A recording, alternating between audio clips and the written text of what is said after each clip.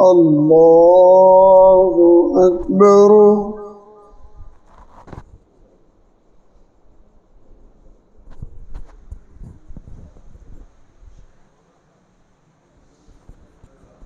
الحمد لله رب العالمين الرحمن الرحيم مالك يوم الدين إياك نعبد وإياك نستعين اهدنا الصراط المستقيم صراط الذين أنعمت عليهم غير المغضوب عليهم ولا الضالين.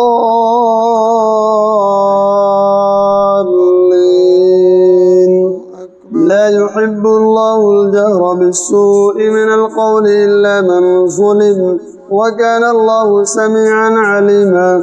إن تبدوا خيرا أو تخفوه أو تعفوا عن سوء فإن الله كان عفوا قديرا.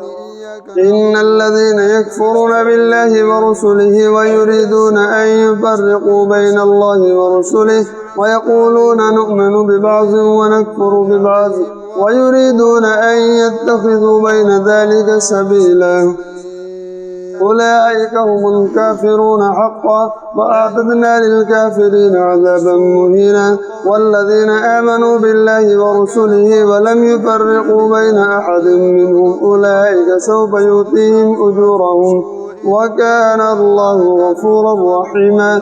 يسألك أهل الكتاب أن تنزل عليهم كتابا من السماء فقد سألوا موسى أكبر من ذلك فقالوا أرنا الله جهرة فأخذتهم الصاعقة بظلمهم ثم اتخذوا العجل من بعد ما جاءتهم البينات فعفونا عن ذلك وآتينا موسى سلطانا مبينا. ورفعنا فوقهم الطور بميثاقهم وقلنا لهم ادخلوا الباب سجدا وقلنا لهم لا تعدوا في السبت وأخذنا منهم ميثاقا غليظا. وبما نقضهم ميثاقهم وكفرهم بآيات الله وقتلهم الأنبياء بغير حق وقولهم قلوبنا غلف بل طبع الله عليها بكفرهم فلا يؤمنون إلا قليلا. وبكفرهم وقولهم على مريم بهتانا عظيما وقولهم إنا قتلنا المسيح عيسى ابن مريم رسول الله وما قتلوه وما صلبوه ولكن شبه لهم وإن الذين اختلفوا فيه لفي شك منه ما لهم به من علم إلا اتباع الظن وما قتلوه يقينا بل رفعه الله إليه وكان الله عزيزا حكيما. وإن من أهل الكتاب إلا ليؤمنن به قبل موته ويوم القيامة يكون عليهم شهيدا.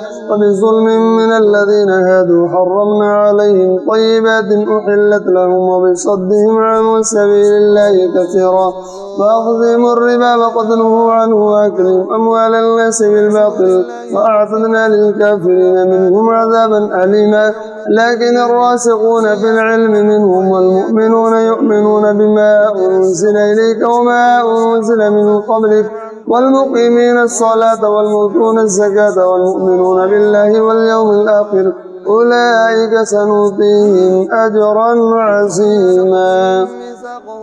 إنا أوحينا إليك كما أوحينا إلى نوح والنبيين من بعده وأوحينا إلى إبراهيم وإسماعيل وإسحاق ويعقوب والأسباط وعيسى وأيوب ويونس وهارون وسليمان وآتينا داود زبورا ورسلا قد قصصناهم عليك من قبل ورسلا لم نقصصهم عليك وكلم الله موسى تكليما.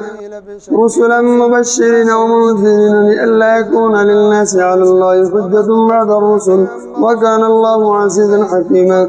لكن الله يشهد بما أنزل إليك أنزله بعلمه والملائكة يشهدون وكفى بالله شهيدا. إن الذين كفروا وصدوا عن سبيل الله قد ضلوا ضلالا بعيدا. إن الذين كفروا وظلموا لم يكن الله ليغفر لهم ولا ليهديهم طريقا إلا طريق جهنم خالدين خالدين فيها أبدا وكان ذلك على الله يسيرا. يا أيها الناس قد جاءكم الرسول بالحق من ربكم فآمنوا خيرا لكم وإن تكفروا فإن لله ما في السماوات والأرض وكان الله عليما حكيما. يا أهل الكتاب لا تغلوا في دينكم ولا تقولوا على الله إلا الحق إنما المسيح عيسى بن مريم رسول الله وكلمته ألقاها إلى مريم وروح منه فآمنوا بالله ورسله ولا تقولوا ثلاثة انتهوا خيرا لكم إنما الله إله واحد سبحانه أن يكون له ولد له ما في السماوات وما في الأرض وكفى بالله وكيلا. لن يستنكف المسيح أن يكون عبدا لله ولا الملائكة المقربون ومن يستنكف عن عبادته ويستكبر فسيحشرهم إليه جميعا. فأما الذين آمنوا وعملوا الصالحات فيوفيهم أجورهم ويزيدهم من فضله وأما الذين استنكفوا واستكبروا فيعذبهم عذابا أليما ولا يجدون لهم من دون الله وليا ولا نصيرا. يا أيها الناس قد جاءكم برهان من ربكم وأنزلنا إليكم نورا مبينا. فأما الذين آمنوا بالله واعتصموا به فسيدخلهم في رحمة منه وفضل ويهديهم إليه صراطا مستقيما. يستفتونك قل الله يفتيكم في الكلالة إن امرؤ هلك ليس له ولد وله أخت فلا نصف ما ترك وهو يرثها إن لم يكن لها ولد وإن كانت اثنتين فلهما الثلثان مما ترك وإن كانوا إخوة رجال ونساء فللذكر مثل حظ الأنثيين يبين الله لكم أن تضلوا والله بكل شيء عليم. يا أيها الذين آمنوا أوفوا بالعقود أحلت لكم بهيمة الأنعام إلا ما يتلى عليكم غير محل الصيد وأنتم حرم إن الله يحكم ما يريد.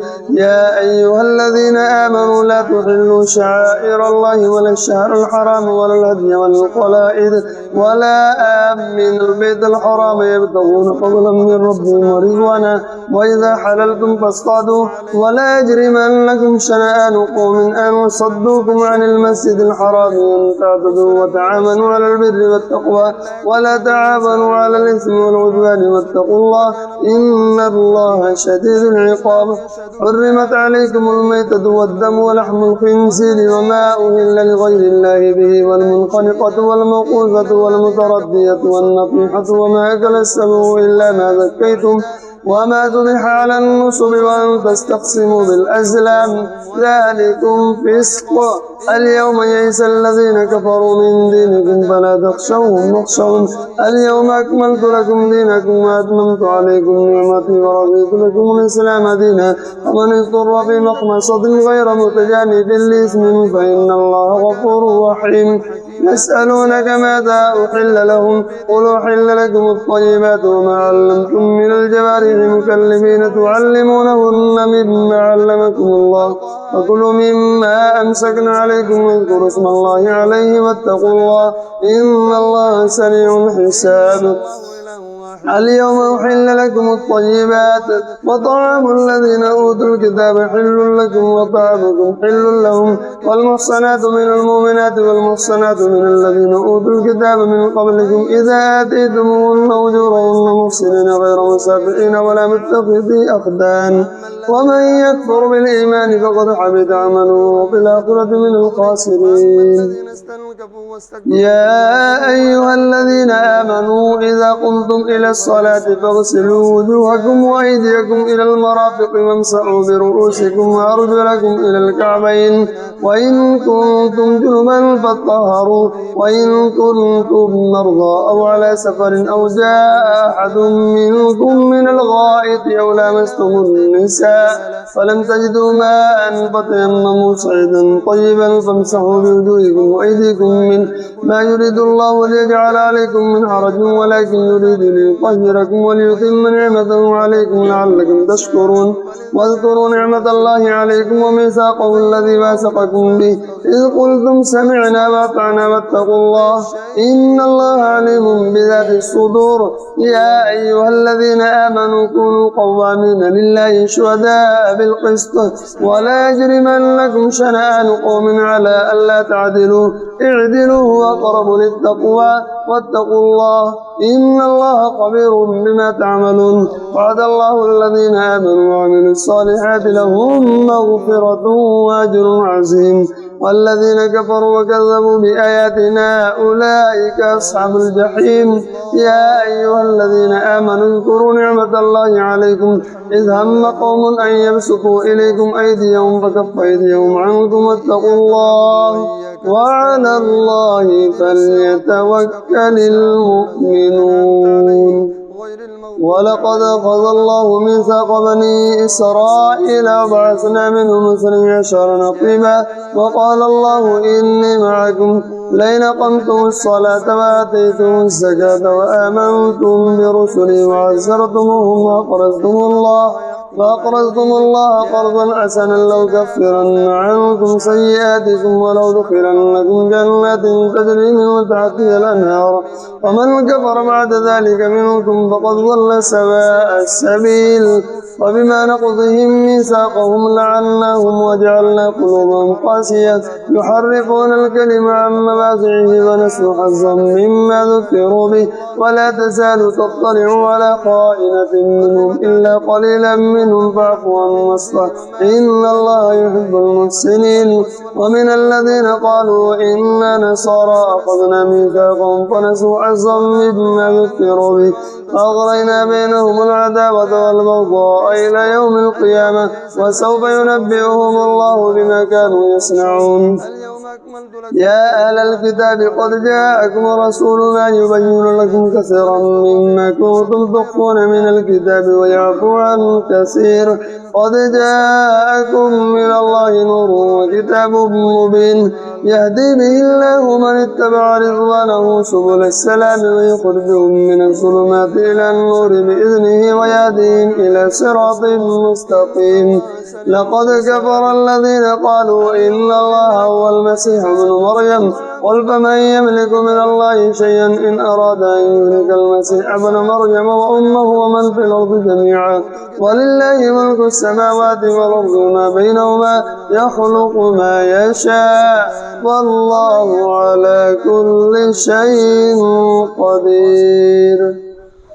وقالت اليهود والنصارى نحن أبناء الله وأحباؤه قل فلم يعذبكم بذنوبكم بل أنتم بشر ممن خلق يغفر لمن يشاء ويعذب من يشاء ولله ملك السماوات والأرض وما بينهما وإليه المصير. يا أهل الكتاب قد جاءكم رسولنا يبين لكم على فترة من الرسل أن تقولوا ما جاءنا من بشير ولا نذير فقد جاءكم بشير ونذير والله على كل شيء قدير. وإذ قال موسى لقومه يا قوم اذكروا نعمة الله عليكم إذ جعل فيكم أنبياء وجعلكم ملوكا وآتاكم ما لم يؤت أحدا من العالمين. يا قوم ادخلوا الأرض المقدسة التي كتب الله لكم ولا ترتدوا على أدباركم فتنقلبوا خاسرين. قالوا يا موسى إن فيها قوما جبارين وإنا لن ندخلها حتى يخرجوا منها وإن يخرجوا منها فإنا داخلون. قال رجلان من الذين يخافون أنعم الله عليهم ادخلوا عليهم الباب وإذا دخلتموه فإنكم غالبون وعلى الله فتوكلوا إن كنتم مؤمنين. قالوا يا موسى إنا لن ندخلها أبدا ما داموا فيها فاذهب أنت وربك فقاتلا إنا هاهنا قاعدون. قال رب إني لا أملك إلا نفسي وأخي فافرق بيننا وبين القوم الفاسقين. قال فإنها محرمة عليهم 40 سنة يتيهون في الأرض فلا تأس على القوم الفاسقين. واتل عليهم نبأ بني آدم بالحق إذ قربا قربانا فتقبل من أحدهما ولم يتقبل من الآخر قال لأقتلنك قال إنما يتقبل الله من المتقين لئن بسطت إلي يدك لتقتلني ما أنا بباسط يدي إليك ليقتلك إني أخاف الله رب العالمين إني أريد أن تبوء باسمي واسمك فتكون من أصحاب النار وذلك جزاء الظالمين فطوعت له نفسه قتل أخيه فقتله فأصبح من الخاسرين فبعث الله غرابا يبعث في الأرض ليريه كيف يواري سوءة أخيه قال يا ويلتى أعجزت أن أكون مثل هذا الغراب فأواري سوءة أخي فأصبح من النادمين من أجل ذلك كتبنا على بني إسرائيل أنه من قتل نفسا بغير نفس أو فساد في الأرض فكأنما قتل الناس جميعا ومن أحيا فكأنما أحيا الناس جميعا ولقد جاءتهم رسلنا بالبينات ثم إن كثيرا منهم بعد ذلك في الأرض لمسرفون إنما جزاء الذين يحاربون الله ورسوله ويسعون في الأرض فسادا أن يقتلوا أو يصلبوا أو تقطع أيديهم وأرجلهم من خلاف أو يلقوا من الأرض ذلك لهم خزي في الدنيا ولهم في الآخرة عذاب عظيم إلا الذين تابوا من قبل أن تقدروا عليهم فاعلموا أن الله غفور رحيم الله أكبر الله لمن حمده سمع الله لمن حمده الله أكبر الله أكبر الله أكبر الله أكبر الله أكبر الحمد لله رب العالمين الله أكبر الحمد لله رب العالمين الرحمن الرحيم مالك يوم الدين إياك نعبد وإياك نستعين اهدنا الصراط المستقيم صراط الذين أنعمت عليهم غير المغضوب عليهم ولا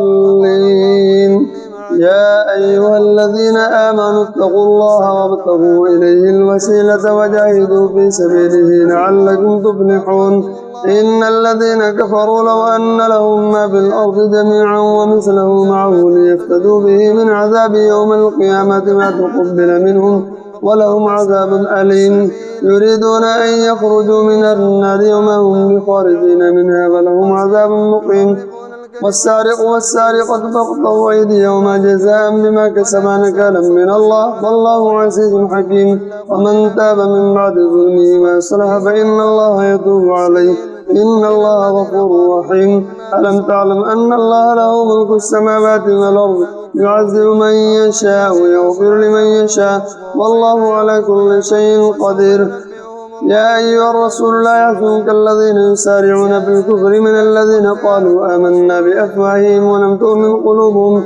ومن الذين هادوا سماعون للكذب سماعون لقوم آخرين لم يأتوك يحرفون الكلمة من بعد مواضعه يقولون إن أوتيتم هذا فخذوه وإن لم تؤتوه فاحذروه ومن يرد الله فتنته فلن تملك له من الله شيئا أولئك الذين لم يرد الله أن يطهر قلوبهم لهم في الدنيا خزي ولهم في الآخرة عذاب عظيم سماعون للكذب يكالون للسحت فإن جاءوك فاحكم بينهم أو أعرض عنهم وإن تعرض عنهم فلن يضروك شيئا وإن حكمت فاحكم بينهم بالقسط إن الله يحب المقسطين وكيف يحكمونك وعندهم التوراة فيها حكم الله ثم يتولون من بعد ذلك وما أولئك بالمؤمنين إنا أنزلنا التوراة فيها هدى ونور يحكم بها النبيون الذين أسلموا للذين هادوا والربانيون والأحبار بما استحفظوا من كتاب الله وكانوا عليه شهداء فلا تخشوا الناس واخشوني ولا تشتروا بآياتي ثمنا قليلا ومن لم يحكم بما أنزل الله فأولئك هم الكافرون وكتبنا عليهم فيها أن النفس بالنفس والعين بالعين والأنف بالأنف والأذن بالأذن والسن بالسن والجروح قصاص ومن تصدق به فهو كفارة له ومن لم يحكم بما أنزل الله فأولئك هم الظالمون. وقفينا على آثارهم بعيسى بن مريم مصدقا لما بين يديه من التوراة وآتيناه الإنجيل فيه هدى ونور ومصدقا لما بين يديه من التوراة وهدى وموعظة للمتقين. وليحكم أهل الإنجيل بما أنزل الله فيه ومن لم يحكم بما أنزل الله فأولئك هم الفاسقون. وأنزلنا إليك الكتاب بالحق مصدقا لما بين يديه من الكتاب ومهيمنا عليه فاحكم بينهم بما أنزل الله ولا تتبع أهواءهم عما جاءك من الحق لكل جعلنا منكم شرعة ومنهاجا ولو شاء الله لجعلكم أمة واحدة ولكن ليبلوكم فيما آتاكم فاستبقوا الخيرات إلى الله مرجعكم جميعا فينبئكم بما كنتم فيه تختلفون. وأن احكم بينهم بما أنزل الله ولا تتبع أهواءهم واحذرهم أن يفتنوك عن بعض ما أنزل الله إليك وإن تولوا فاعلم أنما يريد الله أن يصيبهم ببعض ذنوبهم وإن كثيرا من الناس لفاسقون. أفحكم الجاهلية يبغون ومن أحسن من الله حكما لقوم يوقنون. يا أيها الذين آمنوا لا تتخذوا اليهود والنصارى أولياء بعضهم أولياء بعض ومن يتولهم منكم فإنه منهم إن الله لا يهدي القوم الظالمين. فترى الذين في قلوبهم مرض يسارعون فيهم يقولون نخشى أن تصيبنا دائرة فعسى الله أن يأتي بالفتح أو أمر من عنده فيصبحوا ولا ما أسروا في أنفسهم نادمين. ويقول الذين آمنوا هؤلاء الذين أقسموا بالله جهد أيمانهم إنهم معكم حبطت أعمالهم فأصبحوا خاسرين. يا أيها الذين آمنوا من يرتد منكم عن دينه فسوف يأتي الله بقوم يحبهم ويحبونه أذلة على المؤمنين أعزة على الكافرين يجاهدون في سبيل الله ولا يخافون لومة لائم ذلك فضل الله يؤتيه من يشاء والله واسع عليم. إنما وليكم الله ورسوله والذين آمنوا الذين يقيمون الصلاة ويؤتون الزكاة وهم راكعون. ومن يتول الله ورسوله والذين آمنوا فإن حزب الله هم الغالبون.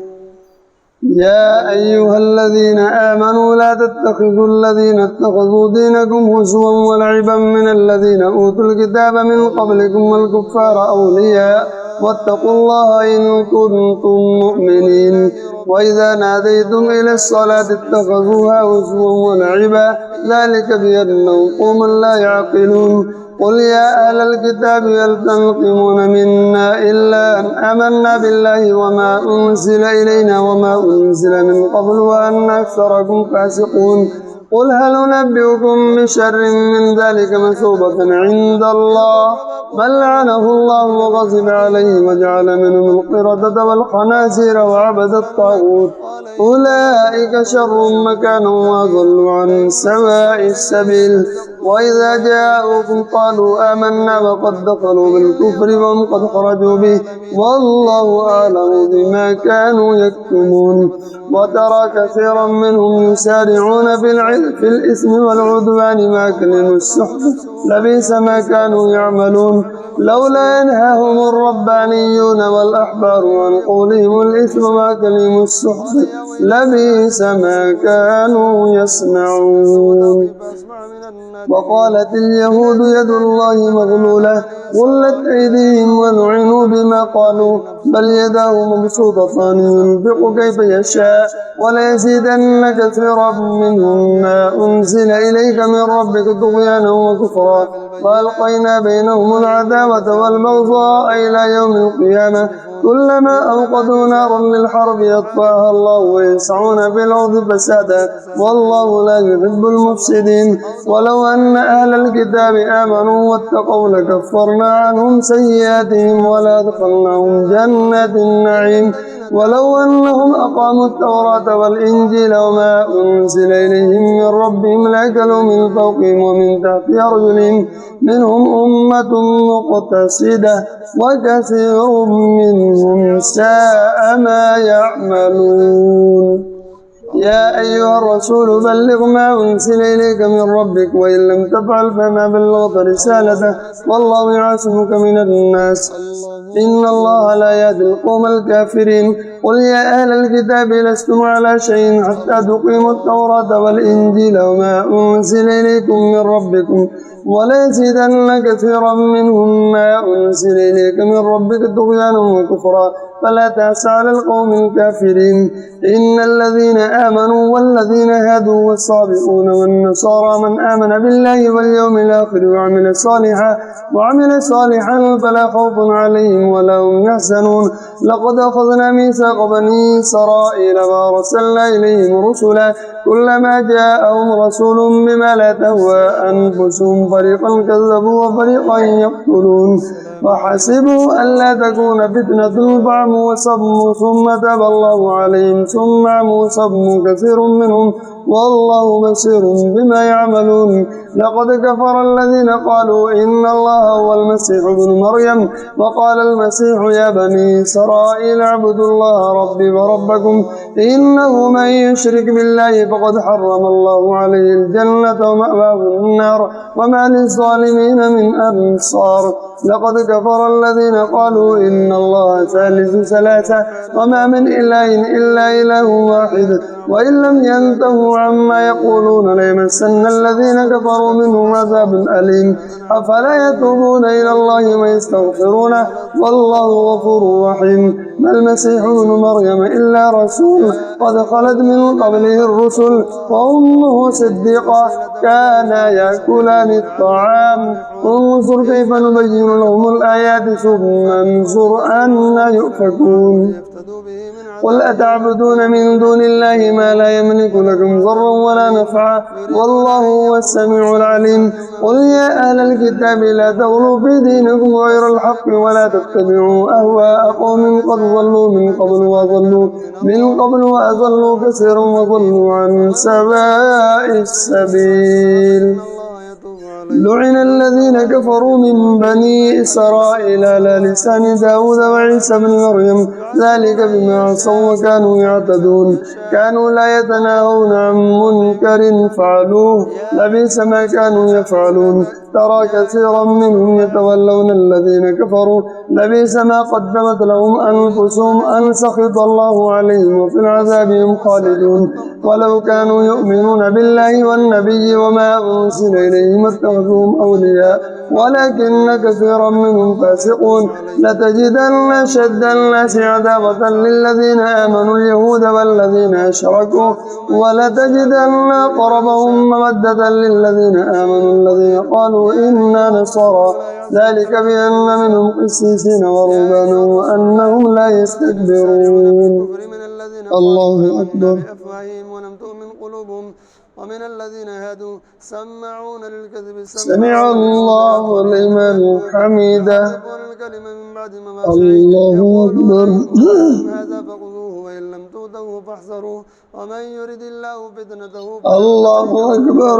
شيئا أولئك الله أكبر. طهر قلوبهم لهم في الدنيا خزي ولهم في الآخرة عذاب عظيم. الله أكبر.